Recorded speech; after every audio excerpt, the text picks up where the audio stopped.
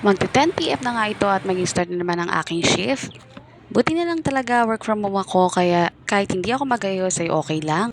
Nang makapag first break nga ako ay agad ko nga itong kinuha tong mga sampayan namin at itutupi ko na din. Buti na nga lang ay nasa bahay na ako nagpo-work at every break time ko ay nagagawa ko itong mga gawaing bahay ko na dapat gawin.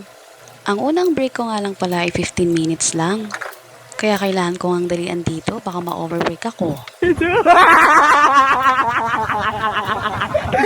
At pagkatapos ko ang tanggalin yung mga damit sa hanger, agad ko na rin niligpit yung mga hanger. At pagkatapos ko ang iligpit yung mga hanger ay tinupi ko na rin isa-isa itong mga damit namin.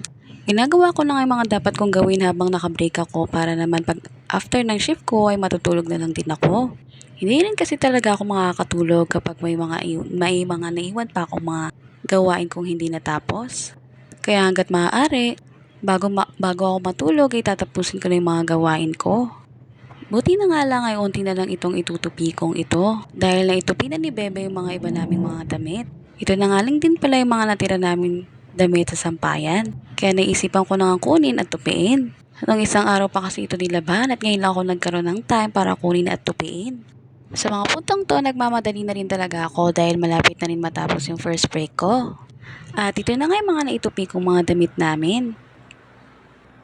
At mga bandang 1 AM ay nag-lunch break na din ako.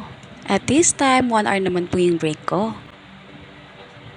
At finally, 5 minutes na nga lang ay mag-out na ako sa trabaho. Paubos ko na nga itong kinakain ko nang maisipan kong videohan. At bago nga ako matulog, ay hugasan ko muna itong dede ng bata. Para naman pagising ko ay wala na akong masyadong gagawin. Yun lamang po. Thank you for watching.